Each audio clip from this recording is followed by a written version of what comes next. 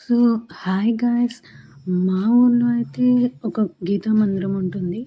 అక్కడ every year Rukmini కళ్యాణం చేస్తారు. పెళ్లి కాని వాళ్ళు ఎవ్వరైనా సరే ఇక్కడ పూజలో కూర్చోవచ్చు. ఈ ఇయర్ నేను కూడా వెళ్ళాను. చాలా చేస్తారు. హ్మ్. లాస్ట్ ఇయర్ నేను రుక్మిణి కళ్యాణం లేక పారాయణం చేశాను. చాలా బావుంటుందది. కళ్యాణం ఇంక తర్వాత ఇక్కడ కళ్యాణం చూసుకొని, ప్రసాదం తీసుకొని ఇంటికైతే రిటర్న్ అయిపోయాము.